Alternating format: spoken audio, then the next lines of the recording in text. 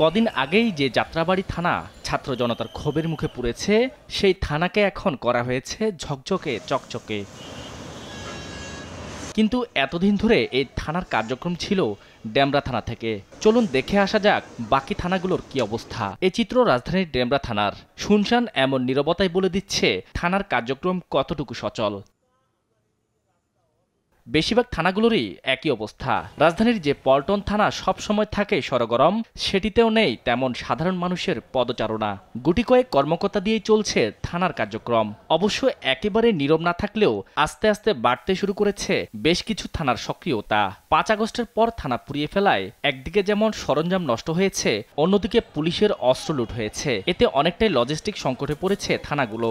অথচ ৫ আগস্টের পর যখন কার্যক্রমহীন ছিল থানাগুলো, সে সময় পুলিশের অনুপস্থিতিতে হামলা লুটপাটের ঘটনায় সাধারণ মানুষ অনুভব করেছে পুলিশের প্রয়োজনীয়তা।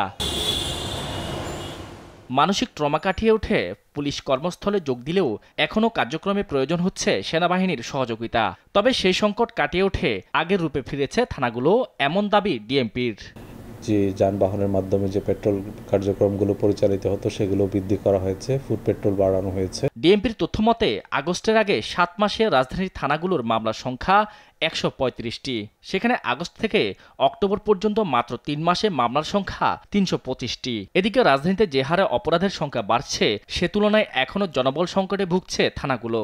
থানা কর্মকর্তাদের দাবি, লজিস্টিক সাপোর্ট আরও বাড়লে থানাগুলোর কার্যক্রম আরও বাড়ানো সম্ভব। আপনার যে লজিস্টিক যে সাপোর্টগুলো যা পাওয়ার কথা আমরা পাইনি, সেটাও দেশেরও তো আমাদের দেশের কথা চিন্তা করবো যে আমাদের দেশটা আমরা তো পর্যাপ্ত, আমরা খুব একটা যে অর্থনৈতিকভাবে অনেক স্বাবলম্বী তা না।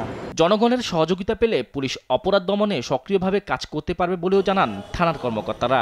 কিছু অনেক সময় তারা ভুল ধারণা নিয়ে অনেক সময় আমাদের সাথে একটু তর্কাতর্কি করে, ওইটা আমরা আমলে নিচ্ছি না। আমরা দেখতেছি যে অধিকাংশ নাগরিকগণই আমাদের সহযোগিতা করতেছে।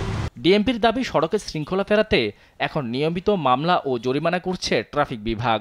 একই সাথে অপরাধ দমনে নিয়মিত অভিযান ও টহল কার্যক্রমও চলছে। শতভাগ না হলেও পুলিশ তাদের কার্যক্রমে ফিরেছে।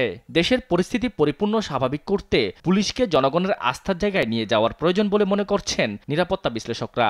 পুলিশের কাছে যাওয়া মানে একটা বিপদে পড়া, টাকা দিতে হবে, ঘুষ দিতে হবে, বিচার পাবে না। এটা কেন হবে? মানুষ বিপদে আসলে পুলিশ দেখলে তারা আশ্বস্ত হবে। বিপদে পড়লে তারা পুলিশের কাছে গেলে তারা বুঝবে যে হ্যাঁ, এখন আমি নিরাপদ আছি, এখন আমি সুবিচার পাবো। একই সাথে আগের ভুলগুলোর দিকে তাকিয়ে পুলিশ বাহিনীকে বিশেষ গোষ্ঠীর বাহিনী না বানানোর আহ্বানও অপরাধ বিশ্লেষকদের। শাহাদাত নিশাদ, দেশ টিভি, ঢাকা।